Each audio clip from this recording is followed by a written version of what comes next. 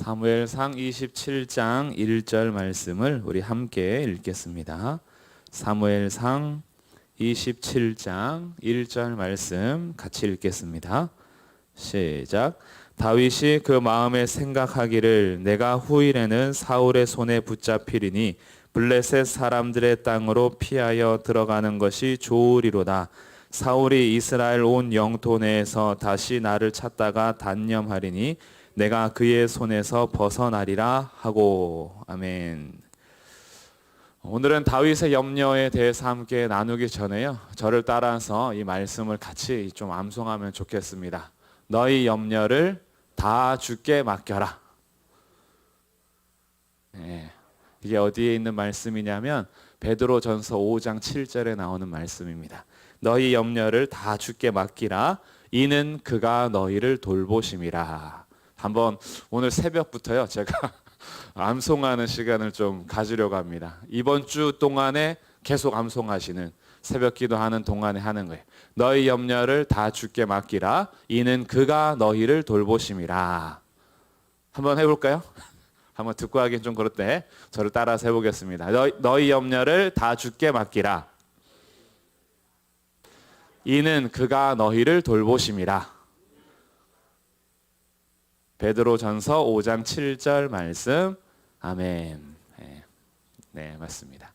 한번 이번 주 동안 같이 암송해 보시고, 염려가 생길 때마다 너희 염려를 다 주께 맡기라. 이는 그가 나를 돌보시기 때문이다. 이렇게 암송하시면 좋겠습니다.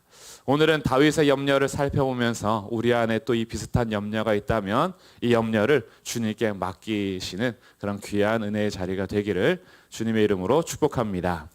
오늘 다윗의 염려는요, 1절에서 등장하는 것처럼 다윗이 그의 마음에 생각하기를 내가 후일에는 사울의 손에 붙잡히리니 블레셋 사람들의 땅으로 피하여 들어가는 것이 좋겠다. 그러면 사울이 자기 영토 안에서 나를 찾는 것을 단념할 테니까 내가 그의 손에서 벗어나리라. 다윗에게 염려는 사울의 손에 붙잡히는 것이 염려였습니다. 다 사울의 손에 붙잡히는 것이 염려다. 이것을 조금 더 제가 그 근본을 좀 찾아보면 다윗이 지금 사울의 손을 피하여 계속 도망자의 삶을 산 것이 몇 년이 지속되고 있는 중이에요. 하나님께서 이곳에 가라 그러면 그곳에 가고 저곳에 가라 하면 저곳에 갑니다. 그러니까 그의 삶은요, 거의 하루살이와 같은 느낌인 거예요. 언제 붙잡힐지 모르고 포위당하기도 하고 동굴에서 만나기도 하고 정말 어떻게 살아야 할지 금방이라도 잡힐 것 같은데 또 거기에서 금방 또 풀어놓으시고, 하나님께서 그가 포위된 상황 속에서도 어떻게 또 살게 하시고, 그러니 은혜도 큰데 그의 삶에는 이 반복되는 도망자의 인생을 끝내고 싶었던 거죠. 그러니 그에게 염려는 안정된 삶을 살지 못하는 하루살이와 같은 자기의 인생이에요. 자기의 인생도 좀 안정됐으면 좋겠어요. 그냥 나도 사울의 손을 두려워하지 않고 한 곳에 거하면서 살고 싶어요. 나도 쫓겨나는 것, 쫓겨가는 것, 그런 거 두려워하지 않고 그냥 안정되게 좀 편안하게 살고 싶어요. 그런데 이스라엘 영토에 있다가는 사울의 손에 언젠가는 붙잡힐 것 같아서 이 하루살이의 인생을 정돈하고 싶은 것이 다윗의 마음입니다. 내가 언제까지 도망자로 살아야 할 것인가? 이것을 오늘 우리의 표현으로 하면 언제까지 우리가 나그네처럼 살 것인가, 이런 거죠.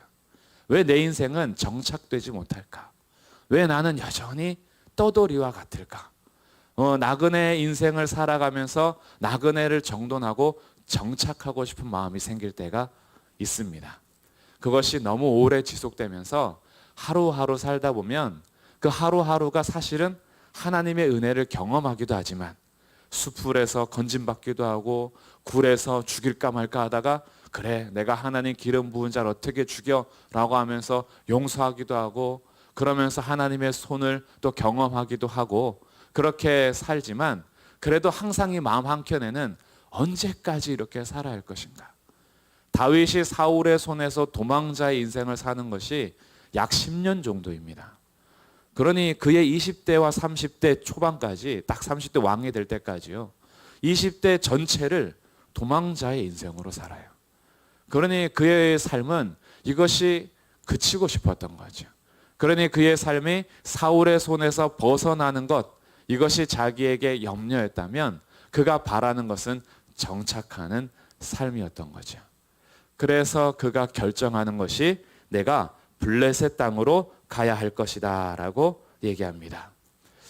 이 염려라는 것은요, 사실은 언제나 하나님은 다윗과 함께 계셨어요. 언제든지 하나님은 다윗을 구해내셨어요. 그러나 언젠가는 잡힐 모르는 사울의 손에서 벗어나고 싶은 것이 다윗의 염려였습니다. 언제나 함께 계시고 언제든지 구하여 내신 하나님의 손을 기억하기보다 아직 오지 않을 자기의 두려움과 염려, 사울의 손에 붙잡힐지도 모른다. 언젠가는 잡힐지도 모른다는 그 다윗의 생각이 언제나 함께 하시고 언제든지 구해내시는 하나님의 손을 잊어버리게 만든 거죠. 우리가 염려에게 짓눌리면 이렇게 됩니다. 사실 염려를 벗어버리고 염려를 맡긴다는 것 자체가 영적인 전쟁입니다. 우리의 연약함 때문에 출발하는 것이긴 하지만 염려에 짓눌리면 찬송하는 것도 기도하는 것도 힘을 잃어버려요. 염려에 계속 짓눌려 버리면 예배하는 기쁨도 상실합니다. 염려가 너무 커가지고 앞으로 오지도 않을, 정말 올지 안 올지 모르는 언젠가는 이런 일이 있지 않을까라는 염려가 나를 꽉 붙잡아 매면요, 하나님을 기억하지 못하고 그 염려 속에서 찬송과 기도할 힘을 잃어버려요. 그래서 염려를 맡겨라, 그가 너희를 돌보심이다 라는 선언 자체가 우리의 마음의 싸움을 거는 거예요. 그래서 이 마음 안에서 내가 염려함으로 힘을, 에너지를 뺏기지 않고 이 에너지를 하나님을 기억하고 기도하겠다라고 결정하는 어떤 영적인 전쟁의 또 한 모습인 거죠. 그래서 이 다윗의 염려는요, 결국 블레셋에 들어가서 사울의 손을 피하는 것으로 결정합니다. 그런데 문제는 사울의 손만 피하지 않았어요. 그의 염려로 인한 결정은 하나님의 손으로도 벗어납니다. 사울의 손에서 벗어나고 싶어서 그가 결정했던 블레셋 땅에서의 삶 1년 4개월 동안 하나님의 손이 나타나지 않아요. 그도 하나님을 찾는 기록이 없어요. 그가 뭐 하면서 사냐 하면 아기스 왕에게 마음에 들기 위해서 거짓말하고 속이고 다른 사람들을 자서 탈취하고 살인하고 도둑질하고 이런 삶이 1년 4개월입니다. 그러다가 결국에는 어떻게 될 뻔하냐 하면 블레셋과 이스라엘의 전투에서 사울이 아기스의 바로 오른손으로서 이스라엘 군대와 전쟁하는 직전까지 가게 됩니다. 나머지 블레셋 왕들이 반대하는 바람에 다시 돌아가게 되죠. 그것 하나님께서 막으신 겁니다. 앞으로 이스라엘 왕으로서 세워져야 될 다윗에게 남겨야 될 오점을 주님께서 막으셨어요. 그리고 나서 이 염려를 어떻게 극복하게 되느냐, 이 상황에 종식되는 장면이 30장에 기록됩니다. 그러니 27장부터 30장 1년 4개월 동안 다윗이 하나님의 손 안에 있지 않아요. 그러다가 어떻게 이제 이겨나가느냐, 극복하는 장면입니다. 30장 한번 보겠습니다. 사무엘상 30장 6절 말씀 우리 함께 읽어보겠습니다. 사무엘상 30장 6절 말씀 시작. 백성들이 자녀들 때문에 마음이 슬퍼서 다윗을 돌로 치자 하니 다윗이 크게 다급하였으나 그의 하나님 여호와를 힘입고 용기를 얻었더라. 아멘. 27장 블레셋 땅으로 갈 때부터 30장이 오는 1년 4개월 만에 동안 처음으로 다시 다윗이 하나님을 힘입는 장면이 시작이 되는 것이 30장 6절이에요. 그 전까지는 하나님과의 관계가 기록이 되지 않아요. 그러니 사울의 손에서 벗어나고자, 언젠가는 붙잡힐지 모르는 사울의 손에서 벗어나고자 그의 염려로 인해서 자기 생각에 따라 결정했던 다윗의 삶은 하나님의 손에서도 벗어나서 살았던 거죠. 우리가 염려함으로 정말 자기 생각에 눌려서 결정하면 때로는 하나님의 은혜도 하나님의 손도 우리가 잊고 살아갈 때가 있습니다. 내 생각에 꽉 갇혀서 살게 되는 거죠. 그러나 하나님이 여전히 그랬듯이 다시 다윗을 먼저 찾아오십니다. 그리고 다윗의 상황을 시글락에 돌아왔을 때 아내들, 자녀들 다 납치당하고 이런 사건들에 자기와 함께했던 사람들이 일어나서 돌로 치려는 바람에 다윗이 의지할 때가 딱 한 군데밖에 없게 만드세요. 하나님만 의지하게 합니다. 그래서 그가 다시 크게 다급하였으나 정말 위협을 느끼고 어떻게 해야 될지 모르는 상황 속에서 그의 하나님 여호와를 힘입고 용기를 얻었다. 사실 이것은요, 다윗이 지금 붙든 것처럼 번역이 되어 있는데 이게 히브리어 원래 번역은 하나님께서 그를 강하게 하셨다. 하나님 여호와로 인하여서 자신을 강하게 했다. 즉 하나님 여호와를 강하게 붙들었다라는 이런 말씀으로 주님께서 여전히 그의 삶을 붙잡고 계시는 것을 또 한 번 보여주는 것이 이런 모습이에요. 그러니 하나님이 여전히 그와 함께 하신 거죠. 하나님이 그와 함께 하지 않았다면 붙들 하나님이 없는 거예요. 그런데 하나님이 그와 함께 계시니까 다윗은 하나님을 찾은 적 없어도 하나님은 그와 늘 함께 하셨기 때문에 그 순간에 하나님을 붙잡게 하실 수 있는 거죠. 그래서 하나님으로 인하여서 다시 그가 힘을 얻고 8절에서 아주 위대한 기록이 됩니다. 그 다윗의 일이 8절에 다윗이 여호와께 묻자와 이르되, 염려함으로 자기 생각에 따라 살았던 다윗이 다시 하나님 앞에 기도하기 시작하는 거예요. 이렇게 맡겼습니다. 모든 염려를 다 주께 맡기라. 왜냐하면 그가 너희를 돌보시기 때문이다. 하나님께서 여전히 돌보고 계셨어요. 염려로 인하여서 하나님의 돌보심이 안 보일 때가 있습니다. 내 인생은 언제까지 이렇게 늘 불안정하게 살아야 할 것인가? 나의 왜 삶은 정착되지 못할 것인가? 나도 이제 정착하고 싶다라는 결정이 때로는 그동안 하나님께서 보살폈던 손과 은혜를 기억하지 못하고 이제 내 생각과 내 마음대로 결정하고자 할 때가 있어요. 다윗처럼. 그렇게 우리의 염려가 나를 확 붙잡고 있으면 그동안 있었던 것은 잊어버리고 없었던 결핍의 상황에만 주목하면서 거기에 푹 빠져 그것만 해결하면 내 삶이 잘 되겠지라는 것으로 선택할 때가 있습니다.